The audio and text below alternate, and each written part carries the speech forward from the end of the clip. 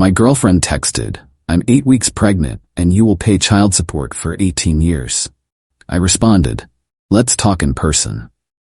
Then I showed her test results from 2 years ago proving I was sterile. When she started crying and admitted she doesn't know who the real father was then, original post I, 31 male, got the text on a Thursday morning while I was at work, just sitting there, reviewing quarterly reports, when my phone buzzed. "Madison, we need to talk. I'm 8 weeks pregnant. You're going to be a father whether you like it or not, and you will pay child support for the next 18 years. Better start saving now." I stared at my phone for a solid minute. Madison, 29, and I had been together for about 14 months. Things had been rocky lately. She'd been pushing hard for engagement, talking about timelines, biological clocks. I'd been honest that I wasn't ready for that level of commitment yet. We'd had some pretty heated arguments about it. But pregnant? That was impossible. Literally impossible. See, 2.5 years ago, I'd been diagnosed with testicular cancer. Caught it early, thank God. But the treatment, surgery, radiation had consequences. My oncologist ran tests afterward. 0 sperm count, complete azoospermia. I was sterile. The doctor said the chances of it reversing were basically non-existent. I'd told Madison about the cancer early in our relationship, but I'd kept the sterility part to myself. Not sure why exactly. Maybe because it felt too personal too early. Maybe because I wanted to see where things went first. Looking back, that was probably a mistake. But here we were.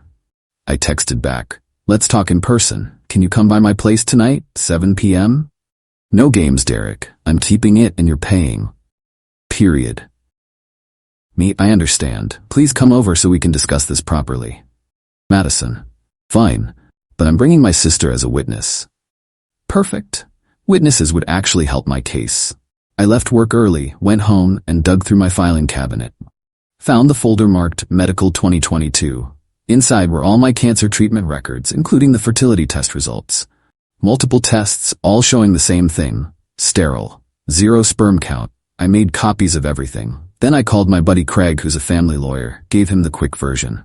"Dude," Craig said, "you need to record this conversation. One-party consent state, totally legal. And whatever you do, don't sign anything."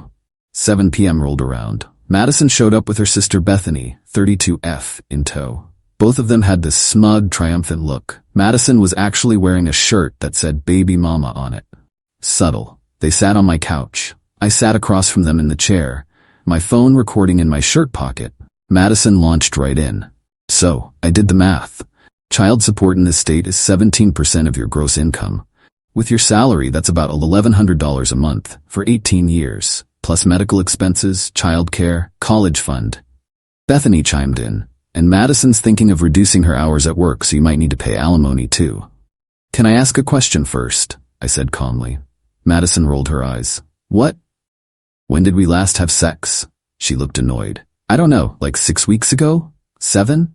Why does that matter?" "Just trying to understand the timeline. You said you're 8 weeks pregnant." "Yeah, so?" I pulled out the medical folder. "Madison, I need to show you something." I handed her the test results. Watched her face as she read them. The smugness drained away, replaced by confusion, then panic. What is this?" "Those are my fertility test results from 2 years ago. I'm sterile, Madison, have been since my cancer treatment. 0 sperm count. It's medically impossible for me to be the father." Bethany snatched the papers. "This is fake. You're lying. There are 3 different test results there from 2 different labs. Look at the letterhead. Look at the dates. Call the clinics if you want to verify." Madison's hands were shaking. But I'm pregnant. "I believe you are, but it's not mine." The room went dead silent.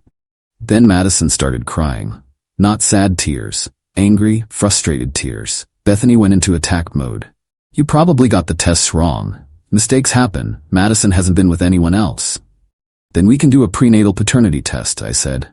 "They can do it as early as 7 weeks now. Just a blood draw from Madison. I'll pay for it. If I'm wrong, I'll take full responsibility." Madison's crying got harder. I can't." "Why not?" I asked, though I already knew the answer. She looked up at me, mascara running. Because I don't know who the father is, okay? Are you happy now?" Bethany's mouth fell open. "Maddie, what are you talking about?"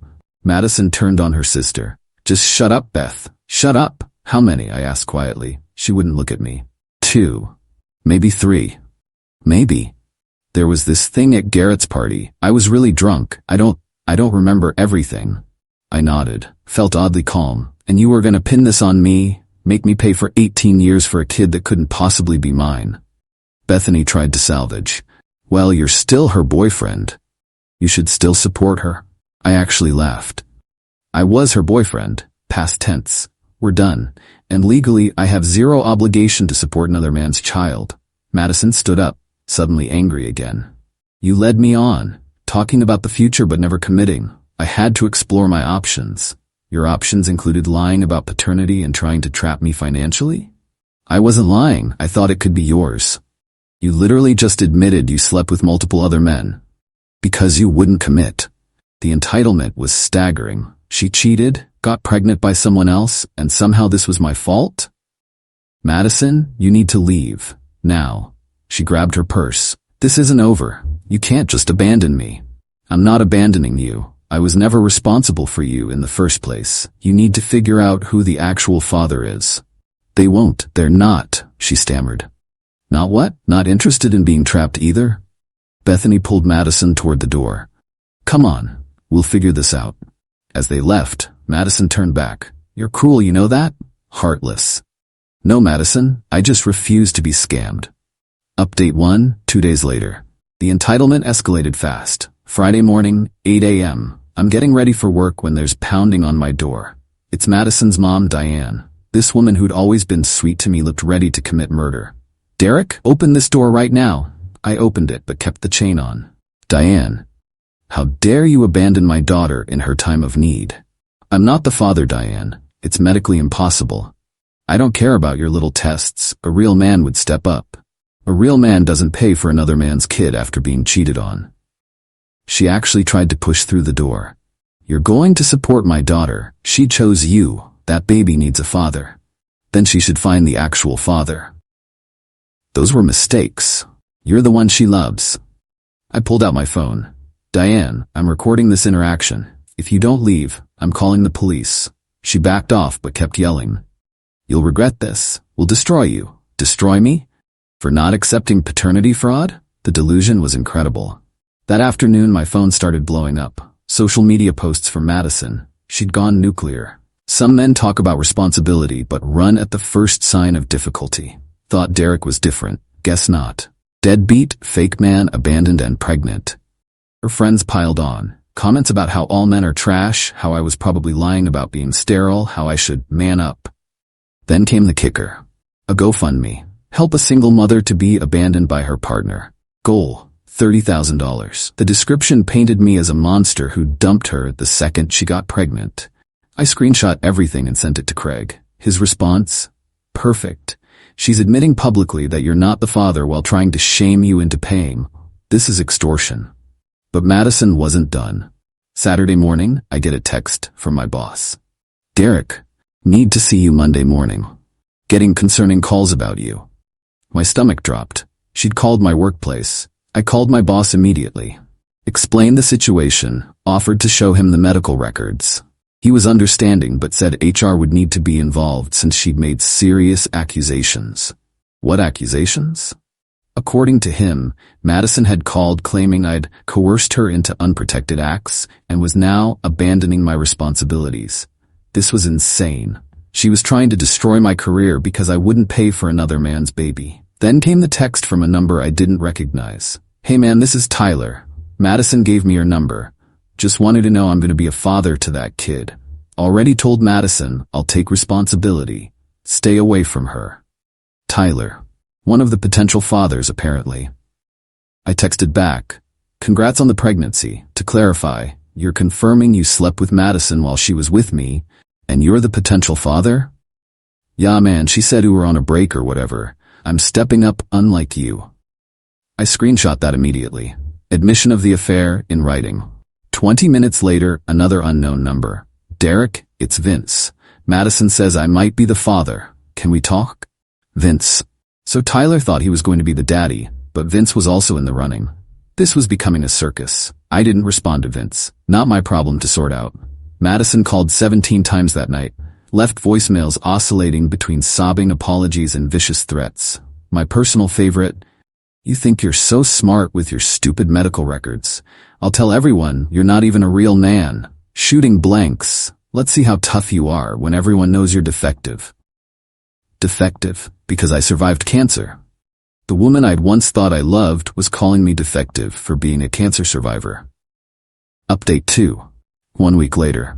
Monday's HR meeting was interesting. I brought Craig with me. He came as my legal advisor, not representing me officially yet. Laid out everything: the medical records, the text admissions, the social media harassment, the recordings. HR's response was swift. They issued Madison a cease and desist letter. Any further contact with my employer would result in legal action. They also documented everything in case I needed it for a restraining order. But Madison had moved on to a new strategy. Wednesday afternoon, I got served with papers. She was suing me for intentional infliction of emotional distress and promissory estoppel. Her claim? I'd promised to start a family with her, false, and my revelation of sterility after she got pregnant was deliberate emotional abuse. Craig laughed when he read it. "She's claiming damages because you proved you're not the father? This is desperation." Her lawyer, some ambulance chaser named Phillips, had also sent a settlement offer. Drop the lawsuit for $50,000 to avoid lengthy litigation. Craig's response was beautiful. He countersued for defamation, harassment, and attempted fraud. Included all the evidence: her admission of multiple partners, the social media posts falsely calling me a deadbeat, Tyler's confirmation of the affair, the recording of her mother threatening to destroy me. But the real circus was just starting. Madison's GoFundMe had raised about $3,000, mostly from her friends and family. But then someone, definitely not me or Craig cough, posted Tyler's text admission in the comments. Wait, so she was cheating? And she doesn't know who the father is? And she tried to baby trap the boyfriend anyway? Refund. The GoFundMe got bombarded with demands for refunds. Madison had to shut it down and return the money.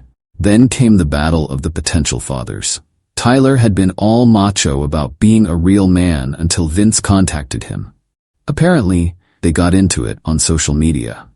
Tyler posted about becoming a dad, and Vince commented, "Bro, Madison doesn't even know which one of us it is."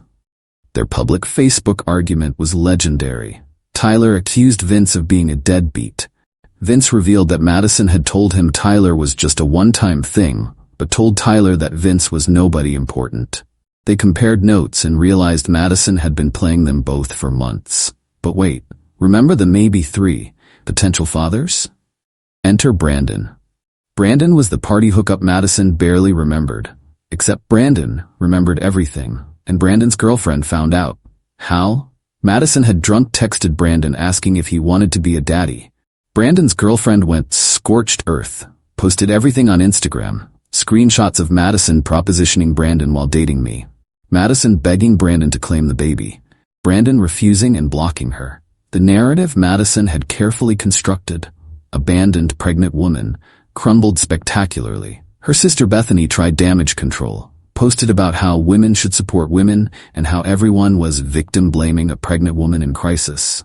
Someone responded with, "Your sister tried to commit paternity fraud. That's not victim-blaming. That's criminal blaming." Then came Friday.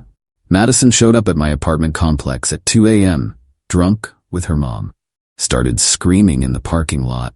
"Derek, I know you're in there. You ruined my life. You owe me. That baby needs a father. Be a man."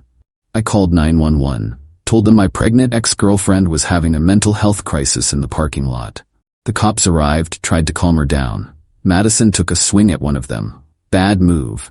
They arrested her for public intoxication and assaulting an officer. Diane tried to interfere and got arrested too. The building security footage was perfect. Madison screaming about how I owed her for wasting her prime years. How she deserved my support regardless of paternity. How she'd make me pay one way or another. Craig added the footage to our harassment file. Update 3. 3 weeks later. The legal fallout was swift. Madison's assault charge got pled down to disorderly conduct, but she got 6 months probation and mandatory anger management classes. The arrest also tanked her bullshit lawsuit against me. Hard to claim emotional distress when you're on camera drunkenly demanding money and talking about making me pay. Phillips, her lawyer, dropped her as a client. Apparently, even ambulance chasers have standards. Our countersuit proceeded. Madison tried to claim poverty, but Craig subpoenaed her bank records. Turns out she'd been getting regular deposits from both Tyler and Vince for the past 3 months. Both thought they were helping with baby prep. She'd been playing them both for cash while trying to lock me down for long-term support. The judge was not amused. Ordered her to pay my legal fees, $8,500 and $5,000 in damages for defamation. Also granted a 2-year restraining order. But the paternity drama reached soap opera levels. Madison convinced Tyler to go to a prenatal appointment with her, posted photos on Instagram about my baby's daddy stepping up. Tyler looked proud. Vince saw the posts and lost it. Commented with screenshots of Madison texting him the night before saying Tyler meant nothing to her. Brandon's girlfriend jumped in with more screenshots. Madison had apparently tried to reconnect with Brandon, saying neither Tyler nor Vince had long-term potential and maybe they could work something out. The 3 potential fathers eventually met up. Compared notes. Realized Madison had told each of them different due dates to match when she'd slept with them. Was playing them all. They agreed to all take paternity tests when the baby was born and let the results decide. But Tyler and Vince both stopped giving her money. Brandon had never started. Madison panicked. Started texting me from app numbers, emails from throwaway accounts, begging. The entitlement was still there but wrapped in desperation. Derek, please. I chose you for a reason. You're stable. You have a good job. These other guys are losers. The baby deserves better. Don't you care about an innocent child? I made mistakes, but I love you. We can make this work. I'll sign whatever you want. Prenup, paternity waiver, whatever. Just please help me. You're really going to let your child grow up without a father? Even if it's not biologically yours, you could still be dad. Lots of men raise other men's kids. That last one made me laugh. The audacity to suggest I should be grateful for the opportunity to raise the child she conceived while cheating on me. I forwarded everything to Craig for the restraining order violations. Each violation was another nail in her legal coffin. Her mother Diane tried a different approach. Showed up at my work, in violation of the cease and desist, with tears and an elderly woman, Madison's grandmother. Security stopped them in the lobby, but Diane made sure to loudly announce, his sterile sperm is going to make my daughter homeless. Her grandmother is heartbroken. What kind of man does this to a pregnant woman? Security called the cops. Diane got arrested again. The company filed a formal trespassing complaint. Diane was banned from the premises permanently. The grandmother, who seemed genuinely confused, kept asking, but why won't he marry Madison? She's pregnant. Nobody had told Grandma about the multiple potential fathers, apparently. Update 4, 2 months later. Madison had the baby last week, a girl. The social media announcement was subdued compared to her usual style. No mention of a father. The paternity test results came in yesterday. Craig forwarded me the court filing because Madison had tried one last Hail Mary, petitioning to have me tested for paternity despite my medical records. The judge's response was basically legal speak for, "Are you kidding me?" But here's the twist. None of the 3 tested men were the father. Not Tyler, not Vince, not Brandon. There was a 4th guy. Someone she hadn't even remembered or thought to mention. Turns out, during the time she was juggling all these men and trying to lock me down, she'd also had a one-night stand with a guy named Curtis from her gym. Only found out because Curtis's ex-girlfriend saw the baby announcement and did the math. Contacted Madison with her suspicions. Curtis is married. His wife is pregnant with their 3rd kid. The explosion from that revelation made everything else look tame. Curtis's wife went full detective mode. Found out Madison knew he was married, had specifically targeted him because he'd mentioned having money troubles and wouldn't be able to fight for custody. Tyler and Vince both blocked Madison completely. Tyler posted a long Facebook rant about dodging a bullet and never trusting women again. Vince just disappeared from social media entirely. Brandon's girlfriend reached out to me, actually. Thanked me for standing my ground and exposing Madison's scheme. Said it helped Brandon see the truth before he got trapped.